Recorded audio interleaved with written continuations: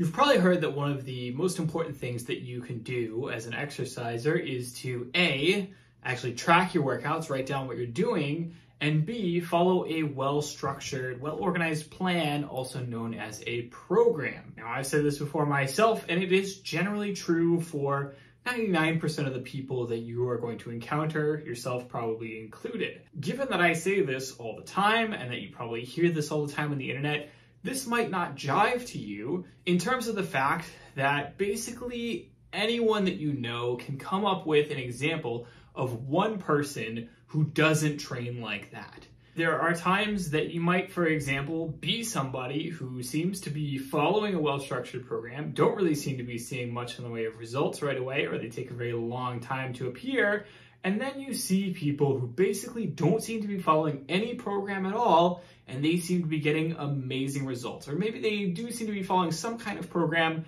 but they break a lot of the common rules. Part of this will obviously be just due to genetics, drug usage, and things like that, which obviously, you don't really have much control over necessarily.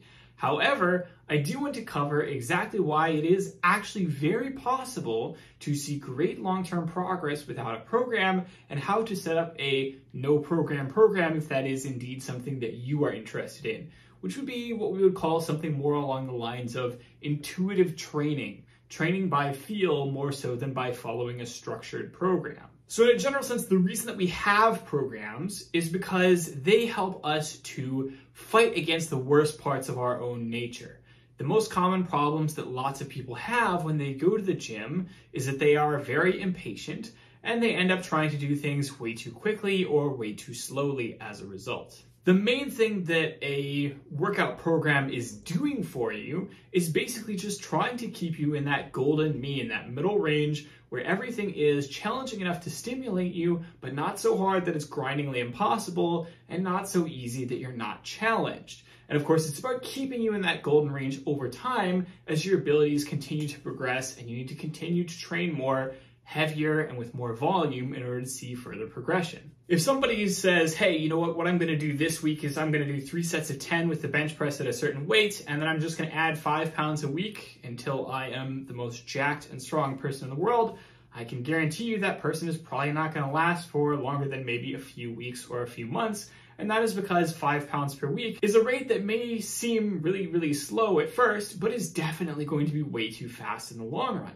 So part of making a good program is about slowing down the amount of progression over time as you get more and more experienced, and as a result, gains just come naturally slower and slower. And this is essentially all that a program is doing. A program is basically just saying, hey, we don't want you to go too quickly or too slowly. Here's a process that you can follow that's going to help you avoid that. And then, of course, there are lots of people who basically just don't track anything. They don't know what they're doing. They're just kind of doing random stuff whenever they go into the gym. And of course, they may see very inconsistent results because maybe some weeks they're appropriately challenging themselves and other weeks they are not. Which of course is why tracking becomes so important, because then once you're tracking, you can then see, okay, here's exactly how much I did last week, here's what I can do this week, here's how I can improve, and so on. Obviously, if you're a beginner, you may have basically no idea how to tailor a program. You may have no idea how to progress from week to week in a way that is sustainable in the long run.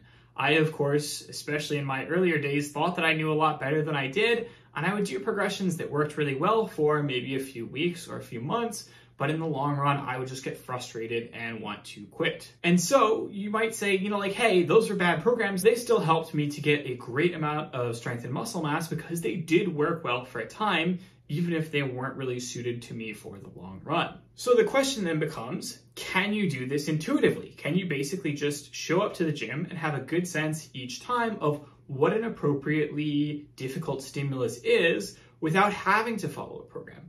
And the answer is yes, of course. But there are a few caveats, and it is a little bit different depending on whether your training goals are more focused on strength or more focused on size. So the first thing to understand is that the main thing is that you are getting enough volume and you are getting more volume over time. And volume is typically counted in the form of appropriately challenging sets with a given weight. And so what that means is that you want to be training to near failure.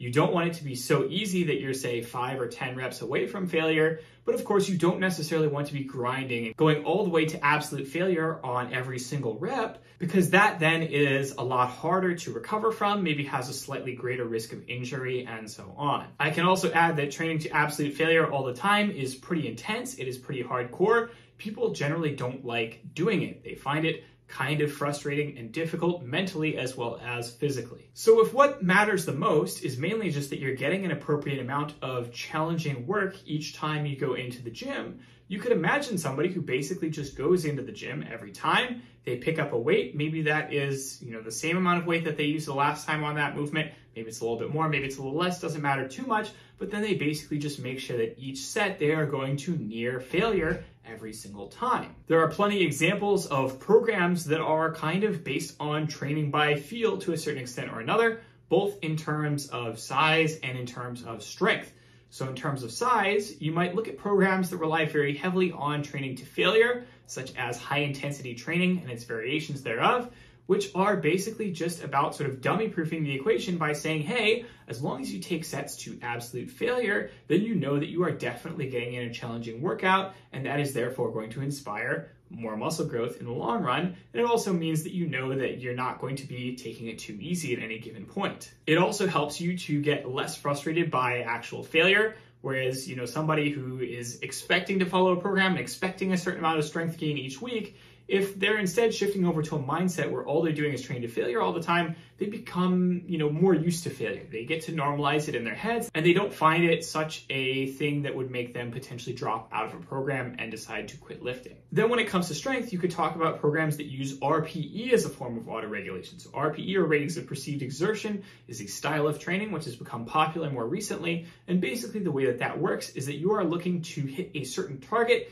in terms of essentially how close you are to failure with a given weight, and then make sure that that just feels easier over time, or that you are able to do more reps over time. So you might show up to the gym and say, okay, I previously trained with 80% of my 1 rep max. I was able to get 3 reps and I felt like I had maybe a couple reps away from failure, or whatever the case is. And so you say, okay, this time I feel like I am 3 reps away from failure, so I know it has gotten a little bit easier even though I'm doing the same work. Or this time maybe I do sets of 4 instead of sets of 3, and therefore I know that I have made some progress. Autoregulation is basically just a way of varying up the amount of challenge that you get from each workout, not based on some pre-prescribed program in advance, but basically just based instead on what your body signals are telling you on that day. And that, again, is a really, really effective way to ensure that your workouts are appropriately stimulating, because instead of worrying too much about following a very particular progression or program, you can just kind of wing it and see how it goes each day that you show up to the gym. And of course, there are some caveats. If you are looking to train for size, obviously you want to primarily focus on all the major muscle groups, and you want to focus on muscle groups that you've considered to be lagging or that you want to focus on developing. If you want to focus on strength, obviously you want to focus on the actual movements that you want to get stronger at. You want to focus on, heavy enough weights that you're basically working within a 1 to 6 rep range instead of something with much more reps that is more endurance focused. And you want to stick to very, very close variations of those main lifts that you're training, because your goal is not to train every single muscle group in the body. It is mainly just to get stronger in those specific movements. So what does that look like as a training program? Well, let's say that I wanted to do a training program that is auto-regulated, that is completely intuitive and focused on size. I would go into the gym and I would say, okay, I'm going to do, say, 3 to 5 sets per body part for all my major muscle groups, including some obvious accessory movements for those muscles that I want to bring up. So that would be basically chest, back, some kind of squat or something for the quads, a deadlift or something for the hamstrings and the glutes, something for the calves, something for the biceps, something for the triceps, something for the shoulders, and that's it. So, 3 to 5 sets, pick up a weight. You could really even change the exercises that you're doing each time, or change the way that you're training each exercise. So maybe it's something where you were doing a bicep curl with dumbbells previously, but then this week you do it with a barbell, and the next week you do it with a cable machine. You have a lot of options for variety here, because it doesn't matter so much exactly what movements you're using. It matters a lot more just, again, that you're training to near failure. And this also works really well for people who maybe train out of a lot of different gyms, or have a lot of variety in terms of the equipment that they're available to use. Because, basically, let's say that you're traveling a lot, you've got to use a lot of different gyms. you mainly want to focus on training for size, well, you may not have the exact same equipment available to you all the time. So of course you have to change up the exercises that you're using. Or for example, when I used to work as a personal trainer at a gym, it was something where very often the equipment that I wanted to use was taken up just because the gym was busy at the time, whatever the case is. And so I would have to think on my feet and say, okay, that bench press is taken, but we can use this chest press machine instead, or, some other way to get some variety in, do some different exercises, while still basically getting the same effect in terms of the amount of muscle mass that you are building in the long run. If you're training for strength, as I've kind of noted, you do need to be a little bit more careful. You want to primarily focus on the major movements that you want to train. So let's say that I wanted to train as a power lifter. Obviously, I want to get good at squatting, benching, and deadlifting. So I would show up to the gym, I would do my bench press, definitely starting at basically 75% of my 1 rep max or heavier, and basically training to near failure, but obviously maybe a little bit further away from failure, not really wanting to push it all the way, not wanting to push it to the extent that my form is totally going to crap and breaking down and all that. So maybe training a little bit further away from failure. And of course, focusing on good form and making sure that I'm not letting that just completely fall apart. You could even do something that's a bit more Bulgarian or West Side inspired, which would be something where you're even changing out those main movements with the caveat that you do need to stick to relatively close variations of the main lift. So for example, if your main lift is, like in powerlifting, a barbell bench press, you could maybe try some, incline bench, some decline bench, presses from the pins, presses from the boards, presses with, a bit of a band resistance or something like that. Those are ways to vary up the lift while still fundamentally doing a pretty similar lift to the main lift that you're doing versus, say doing push-ups or chest press or, other exercises. They're going to have a lot less carryover because they're not quite as similar to the movement. So it is possible to get in some amount of variation for the major lifts and, get in that variation that way. But again, you need to stay pretty close to the main lift in order to continue to see progress. And of course, just over time, you're going to find that you can handle more weight slowly or steadily. You can find that you can handle more reps with the same amount of weight, whatever the case is.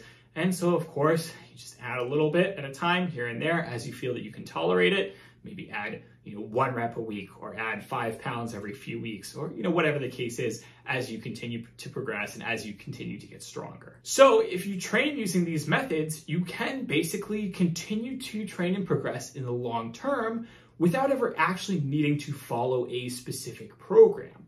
Now, of course, this doesn't mean that this is always going to be the best approach for everybody. I would say in many cases, for beginners, for your average lifter who is, beginner intermediate, they probably still just want to follow a solid program because that is going to get them good results. And yes, it may not perfectly be tailored to their needs, but it is mostly going to dummy-proof the situation by ensuring that they can't go too far off the rails. But if you are an advanced lifter, intermediate advanced lifter, you've got a lot of experience, you have a really good feel for what works for you, what kinds of movements you like, what kinds of movements tend to, give you the best results in terms of building your strength and building your muscle mass, and you have a really good sense of your body and just how it feels in response to exercise, then you can definitely give this a shot. And it just may be that you could just do this forever and never actually need to follow a program again. And of course, this kind of flexibility is actually a huge, huge net win for some people. Some people really like hammering away at basically the same program over and over again over time, slowly getting better. I'm really one of those people. But then there are some people who really, really want a lot of variety. And because they want a lot of variety, they're like, oh my God, I can't just keep doing the same stuff over and over again. I'm gonna go absolutely bonkers.